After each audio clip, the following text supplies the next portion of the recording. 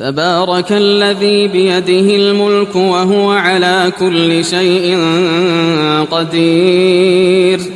الذي خلق الموت والحياة ليبلوكم أيكم أحسن عملا وهو العزيز الغفور الذي خلق 7 سماوات طباقا ما ترى في خلق الرحمن من تفاوت فارجع البصر هل ترى من فطور ثم ارجع البصر كرتين ينقلب إليك البصر خاسئا وهو حسير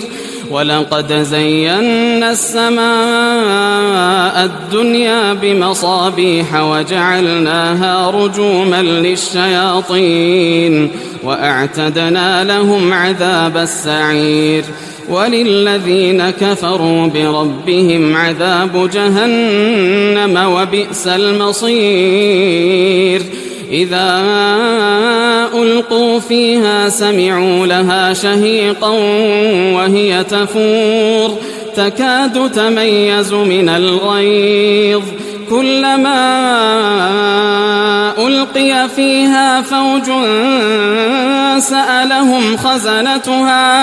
سألهم خزنتها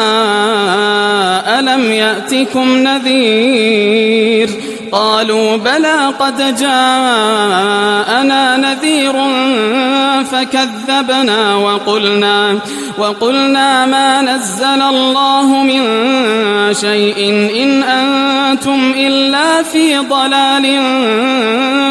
كبير وقالوا لو كنا نسمع أو نعقل ما كنا في أصحاب السعير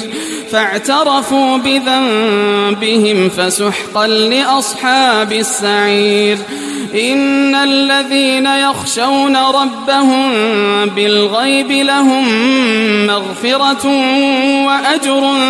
كبير وأسروا قولكم أو اجهروا به إنه عليم بذات الصدور ألا يعلم من خلق وهو اللطيف الخبير هو الذي جعل لكم الأرض ذلولا فامشوا في مناكبها وكلوا من رزقه وإليه النشور أأمنتم من في السماء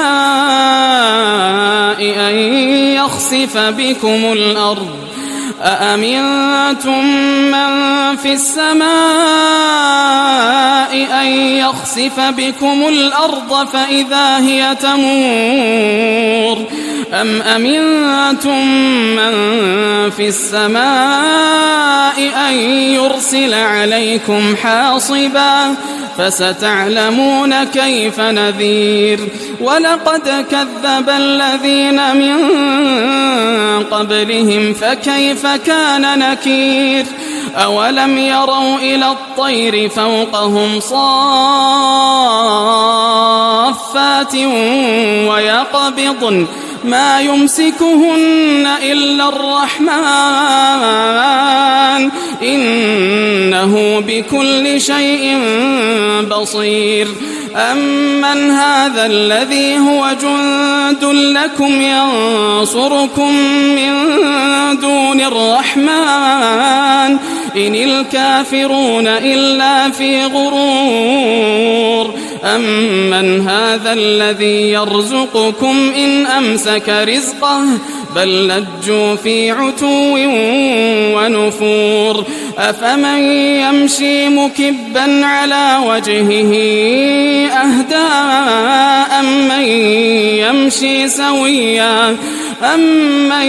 يمشي سويا على صراط مستقيم قل هو الذي أنشأكم